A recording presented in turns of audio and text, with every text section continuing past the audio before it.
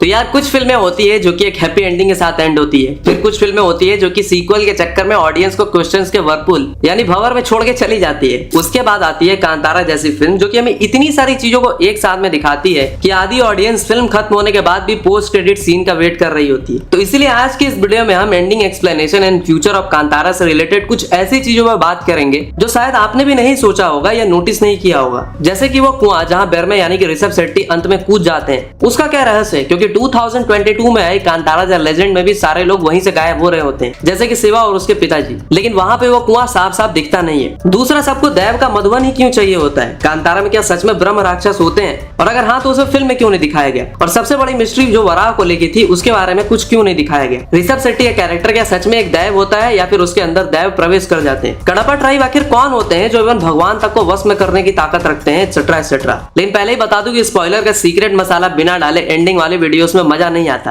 तो spoiler alert board देख लेना तभी वीडियो में आगे प्रवेश करना। तो फर्स्ट थिंग फर्स्ट, सबसे पहले उस मिस्टीरियस कुएं के बारे में बात करते हैं। फिल्म की शुरुआत में जो बंदा छोटे शिवा को भगवान पंजुर्ली की दंत कथा सुना रहा होता है, ध्यान दीजिएगा ये समय 1990 का होता है जब शिवा के पिता उस गोले में गायब हो चुके होते हैं, जबकि भगवान पंजुर्ली की कथा 4th सेंचुरी की होती है, यानी उस समय भारत में गुप्ता एम्पायर अपने पीक पर होता है। उस टाइम को भारत का गोल्डन एज ऑफ इंडिया भी कहा जाता था। खैर, हिस्ट्री पे ज्यादा ज्ञान न देते हुए स्टोरी पे वापस आते हैं। तो जो बंदा शिवा को कहता है कि हमारे पूर्वज यही जंगल यानी कि कांतारा में रहा करते थे, लेकिन जब यहाँ पाप बहुत बढ़ गया तब भगवान के गण यहाँ पे आए, जिसमें से एक थे दैव पंजुर्ली जो कि वराह यानी कि जंगली सुअर के स्वरूप थे। लेकिन इसके साथ ही किसी और ने भी अवतार लिया, रुद्र गुलिया ने, यानी कि ऋषभ शेट्टी के कैरेक्टर बेरमे ने। अब ऐसा मैं क्यों कह रहा हूँ उसके बारे में आगे बात करेंगे, लेकिन सबसे पहले उस कुएं के बारे में बात करते हैं। तो 1990 के टाइम पे कांतारा की रक्षा करने के बाद शिवा उसी जगह पे गायब हो जाता है जहाँ उसके पिता गायब हुए होते हैं। और कांतारा चैप्टर 1 में भी बेरमे उस राजा राजशेखर और उसकी बेटी को मारने के बाद उसी कुएं में कूद जाता है, जिसे आप ये समझ सकते हो कि ये कुआं एक टाइम ट्रेवल का पोर्टल हो सकता है जो कि भूत भविष्य वर्तमान तीनों को जोड़ता है। मतलब वो सिर्फ एक मिस्टीरियस कुआं या गुफा ना होकर इसे आप power house of Lord Shiva भी कह सकते हो। और यहीं से दो थ्योरीज निकलती है, उस पर बात करते हैं। पहली ब्रह्म राक्षस वाली, तो दूसरी क्या बेरमे कोई दैव थे या नहीं।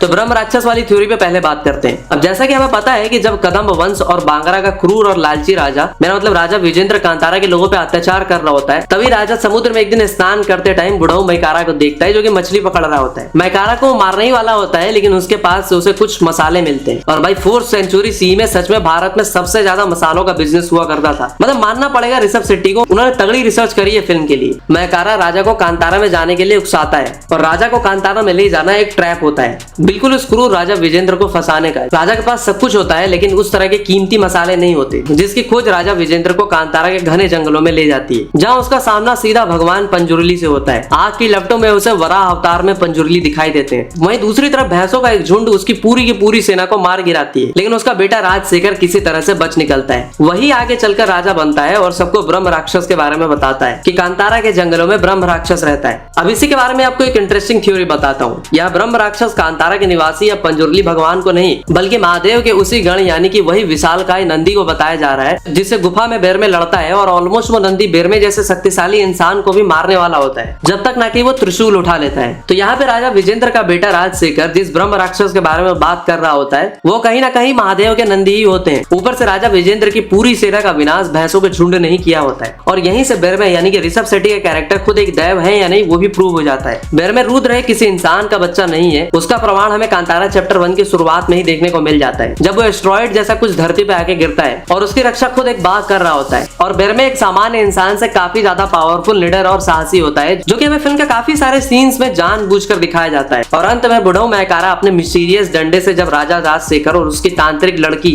कनकावती को कुछ टाइम के लिए रोकता है, तो वो ये बात भी कहता है कि अब समय आ गया है कि तुम जिस काम के लिए आए हो उसे करने का। तो तब जाकर जब बेरमे उस गुफा में गिरता है तो महादेव के नंदी से पहले उसकी फाइट होती है, लेकिन जब वो त्रिशूल उठा लेता है तो नाग उसके गले में खुद ही लिपट जाते हैं। तब नंदी को समझ में आ जाता है कि ये कोई आम इंसान नहीं बल्कि महादेव के गण ही है, जिसके बाद वो बेरमे को प्रणाम भी करते हैं। अब इस थ्योरी पे बेरमे या शिवा ही डेमी गॉड है, इसके बारे में जब मैंने थोड़ा और जोड़ा, घटाया, गुणाकार किया तो ध्यान देने वाली बात ये निकली, पहले पार्ट में शिवा मर चुका होता है, लेकिन उसके अंदर खुद दैव प्रवेश करते हैं, तब जाकर वो कांतारा और प्रकृति के दुश्मन जमींदार और उसके लोगों को मारता है। और शिवा के जिस फॉरेस्ट ऑफिसर से इतनी दुश्मनी होती है, उसके अंदर जब दैव प्रवेश करते हैं तो वो जंगल की रक्षा करने वाले उस फॉरेस्ट ऑफिसर का हाथ सबसे पहले पकड़ता है, फिर वो गांव वालों का हाथ भी साथ में पकड़ता है, जिससे उनके बीच एक समझौता हो जाए, क्योंकि फॉरेस्ट ऑफिसर का असली मकसद कहीं ना कहीं जंगल को बचाना ही होता है। ऊपर से 2020 में आई कांतारा और अभी कांतारा चैप्टर 1 में ऋषभ शेट्टी के अलावा काफी सारे कैरेक्टर्स भी सेम होते हैं, जैसे कि राजा का मंत्री यानी कि प्रमोद शेट्टी 1990 के टाइम पे जमींदार का गुर्गा होता है। कॉमेडियन प्रकाश तुमिनाड दोनों ही पार्ट में होते हैं लेकिन अलग अलग कैरेक्टर्स में। हाँ, तो अब कांतारा की सबसे बड़ी कड़ी यानी कडपा ट्राइब और राजशेखर की बेटी यानी फिल्म की सबसे बड़ी विलन कनकावती की करते हैं। तो Kantara the legend chapter 1 film के बीच में हम देखते हैं कि बिरमे और उसके दोस्त जब उनका खुद का मसालों का स्टॉक खत्म हो जाता है तो वो मसालों को और भी ज्यादा व्यापार करने के लिए और भी ज्यादा डेंस फॉरेस्ट में जाते हैं, जहाँ पे कांतारा के आदिवासी भी जाने से डरते थे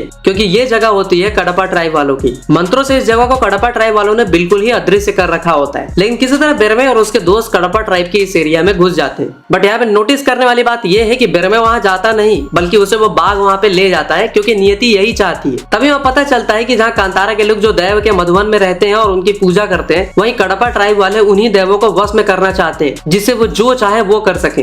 और पास में ऐसा करके उन्होंने ऑलरेडी कांतारा के लोगों को धोखा भी दिया होता है जब वो मधुवन में रहने की जगह मांग कर उन्हें के देवों को वश में करने के लिए काला जादू तंत्र वगैरह करते हैं। इसी वजह से कांतारा के लोग उनसे नफरत करते हैं, उनके एरिया में नहीं जाते। लेकिन उस अलौकिक बाघ की वजह से बिरमे और उसके दोस्त कडपा ट्राइब के एरिया में घुस जाते हैं। तभी बिरमे और उसके दोस्तों पे अटैक होता है जिससे वो किसी तरह बच निकलते हैं, लेकिन जादू किए हुए मोंगोस इतनी जोर से चिल्लाते हैं कि सबके कानों से खून निकलने लगता है। लेकिन बिरमे यानी ऋषभ शेट्टी काला जादू किए हुए उस मोंगोस को पेड़ से जब निकालता है, तभी वह बाघ भी जो शुरुआत में बिरमे की रक्षा कर रहा होता है, वो भी बिरमे और उसके दोस्तों को बचाने के लिए वहां पर आ जाता है। लेकिन इस ट्राइबल क्लैश में मारा जाता है कडपा ट्राइब के लीडर का लड़का, जो कि अगेन देव की मर्जी से ही होता है। कडपा ट्राइब की इस औरत को ध्यान से देखना, ये होती है कडपा ट्राइब के लीडर की बीवी, जिसने राजशेखर के बेटी कनकावती यानी रुक्मणी वसंत को अपना दूध पिलाया होता है। क्योंकि जब राजशेखर की छोटी बेटी कनकावती पैदा होती है तो वो पैरालाइज्ड होती है। तब यही कडपा ट्राइब वाले राजशेखर से कहते हैं कि कुछ दिनों तक इस बच्चे को हमारा दूध पिला लेने दीजिए, ये बिल्कुल ठीक हो जाए। अब वैसे तो बांग्रा के राज्य में किसी भी आदिवासी के छुए हुए चीजों को वो जला या काट दिया करते हैं, लेकिन कडपा ट्राइब वाले और राजा राजशेखर दोनों ही कांतारा के दुश्मन होते हैं, इसलिए वो राजा मान जाता है। इससे होता यह है कि वो बच्ची जिसकी रगों में ऑलरेडी लालची राजा का खून बह रहा होता है, जब उसे कडपा ट्राइब के लोग दूध पिलाते हैं तो पावर और ग्रीड यानी कि शक्ति पाने की भूख और लालच का ऐसा डेडली कॉम्बो बनता है जिससे कनकावती जैसी दुष्ट छली और तंत्र साधना करने वाली राजकुमारी बड़ी होती है। और यही आगे जाकर कनकावती फिल्म में सबसे बड़ी विलन भी बनती है। इवन बिरमे के साथ तो वो प्यार में धोखा करती ही है, लेकिन अपने ही बड़े और पियक्कड़ भाई कुलशेखर को भी कांतारा के जंगलों में मरने के लिए भेज देती है। और अपने बड़े भाई के मरने के बाद कनकावती अपने पिता राजशेखर को कहती है कि अब तीनों पीढ़ियों को साथ आना पड़ेगा। बिरमे और कांतारा के लोगों से झूठी संधि करके ये लोग देव को ऑलरेडी अपने राजमहल ला चुके होते हैं।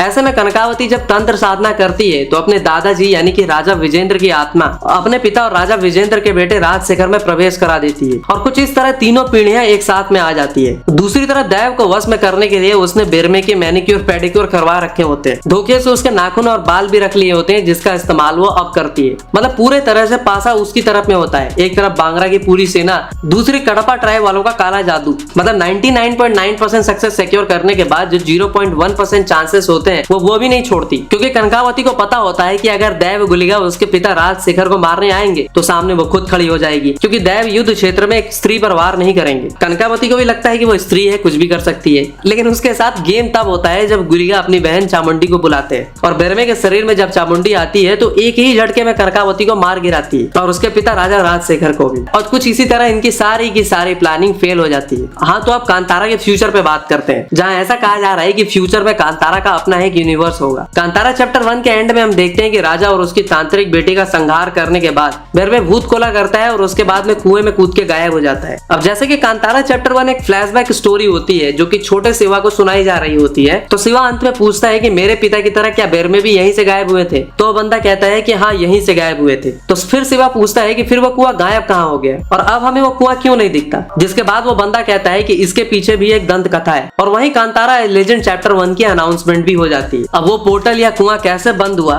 उसकी कहानी क्या थी, ये सब कांतारा लेजेंड चैप्टर 1 जो कि अगेन एक सीक्वल होकर भी एक प्रीक्वल ही होगी। अरे कहना क्या चाहते हो? मेरा मतलब वो कहानी भी कहीं ना कहीं शिवा को सुनाई जाएगी, जो कि अगेन काफी पहले देव के अवतरित होने की कहानी होगी, जहाँ जब फिर से कांतारा पे आंच आई होगी और प्रकृति का विनाश होने वाला होगा तो भगवान के गण या दूत फिर से आए होंगे। मतलब हमें अभी और भी बहुत कुछ जानने को मिलेगा फ्यूचर में। तो भाई ये थी कांतारा के फ्यूचर एंड एंडिंग की पूरी कहानी। आपके दिमाग में कोई थ्योरी या क्वेश्चन चल रहा हो तो बेझिझक कमेंट सेक्शन में बताओ। आज एकदम डिटेल में सारी चीजों पर बात करेंगे। तो लैडर भाई मिलता है आपसे अगली वीडियो में, तब तक के लिए हर हर महादेव।